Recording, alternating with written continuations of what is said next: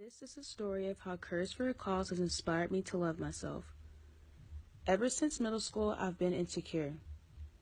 I hated the way I looked, I hated being black, I hated my hair, but most of all, I hated my weight. I always compared myself to others, and I just didn't like what I saw when I looked in the mirror. I got bullied physically and verbally from 3rd grade all the way up until my last year of middle school. I hated every second of school, and the bullying only made how I viewed myself worse. One day, someone called me fat, and I had enough. I figured if I can't change my skin, and I can't really change my hair, then I'll change my weight. I restricted myself from eating and lost 30 pounds in 1.5 months. I started to get compliments on my looks, and even though it felt good to hear those compliments, I still didn't see the progress. This lasted up until high school, with me restricting my food and working out long hours.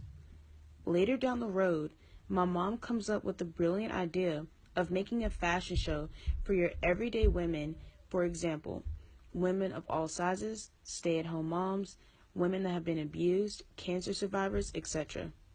I loved the idea of that, but I was always too scared to walk the runway. But one day we had another fashion show that involved the teens, and of course I had to be in it.